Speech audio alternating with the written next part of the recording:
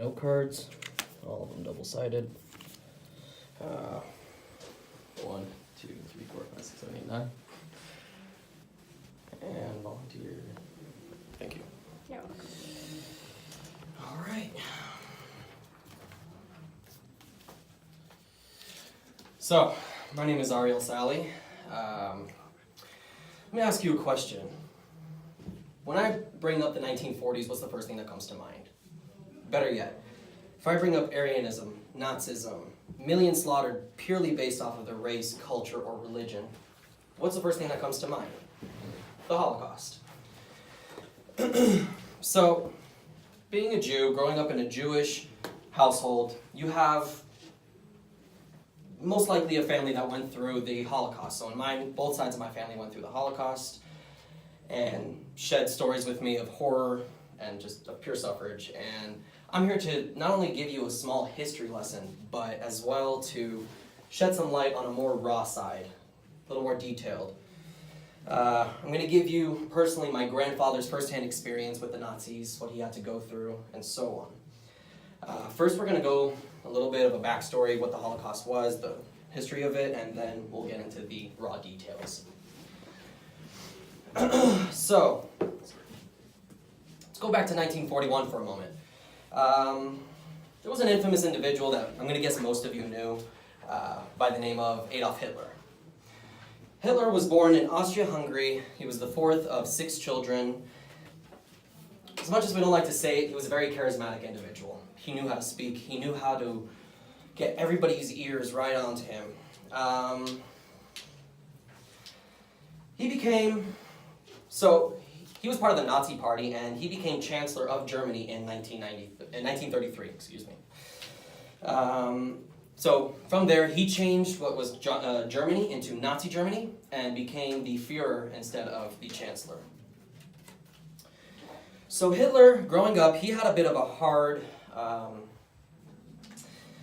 it was hard for him. He constantly moved around. 3 of his siblings died at infancy. I mean, something that you just don't want to go through. So all of that led up to what we said, him becoming Chancellor in 1933 and then Führer. Hitler began World War II by invading Poland in 1939. This caused the world to rumble, and everybody felt the effects of it, splitting the world into 2 sides, Allies and Axis, and everybody chose a side. It caused everything to change. But we touched a little bit on the Holocaust. I'd like to get more into detail on that. So, Hitler had a known hatred for Jews, gypsies, homosexuals, people of color, and basically anybody who was not of Aryan culture or genetic. Now, the definition of Aryan culture and genetic is Indo-European, but it's actually way more than that in Hitler's eyes. To be happy in Nazi Germany, you had to be born with blue hair, blonde hair, blue eyes, and blonde hair, blue eyes, but it was also beyond that. You had to get your nose measured, your eye separation measured, everything. And all this just to prove what Hitler considered to be perfect. In the Holocaust, we see that Hitler started what was called the Third Reich. This was basically based off of a book that he wrote, an autobiography, by the name of Mein Kampf. Within Mein Kampf, he basically elaborates, like I said, of the Third Reich, where he mentions how he wants to annihilate all the prior mentioned people, Jews, etc. The way he began this was by segregating them, placing them in ghettos, very, very bad communities, multiple families living in even 30 square foot apartments. It was really, really sad. And forcing them to place a patch on their sleeves stating of what they are. For instance, for the Jews, it said Jude. From there, he went on to create concentration and death camps. If you were going to a concentration camp, you were basically going there to most likely, you still have the chance of dying, of being put to death, but most likely to be a slave, work the fields. You were probably the stronger ones. And if you're going to a death camp, you were most likely going to be meeting a furnace or a gas chamber for really just a horrible, horrible death. To simplify what all that was, it was just simply genocide. Killing millions for what? During his attempt of this annihilation, Hitler took over countries such as Poland and tried to take over other countries such as the USSR. Failed badly, but tried. Those countries that were taken over, though, you would walk in, it's all rubble and just flags of swastikas, which was the Nazi Germany symbol at the time. By the end of all this, the changes that happened in the world were countries' names changed and borders changed. I mean, nothing was ever the same, and along with the most important fact that for the longest time, nobody trusted Germany. I mean, who would? For example, they didn't let Germany publish the book Mein Kampf, but they allowed other countries such as Bavaria to do so.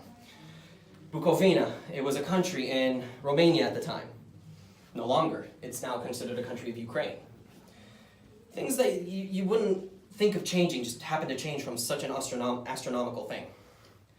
So now that we have a basic understanding, let's get into the raw details that I think you guys are waiting for. Growing up, my grandfather would share his horror stories from victim to partisan to Russian military. He was born in 1923 in a small Polish town by the name of Alexander. Born to a small town of Alexander. Saw his parents and 9 of his siblings murdered in front of his home by the Nazis. Him and his brother were taken to go. They were taken to a concentration camp by the name of Auschwitz-Birkenau. While they were waiting in line to receive their tattoos, him and about 100 other people made a run for it to the forest, where most of them didn't make it. But those who did became what was called partisans, which is basically rebels that lived in the forest. Constantly fighting for his life, protect, travel to safety, and fight back. Every day he would have to hunt for food, fight for it, protect his people, and all while traveling to the Russian border for safety. Partisan members that were young and strong would go into these neighborhoods,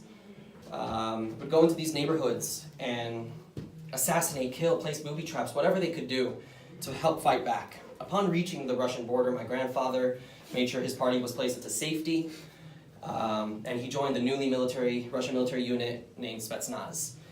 He wanted to do what he could to help fight for his people. As you can see, the impact that the Holocaust left was astronomical, causing things to change that you would think unchangeable, along with hearing personal stories of slaughter and suffrage. Today, I've talked to you about the Holocaust and the impact that it left, but not some history book lesson, something personal, something you can feel. Next time you feel like your world is crashing around you, next time you see somebody with some numbers on their arm, why don't you ask them what suffrage is really like?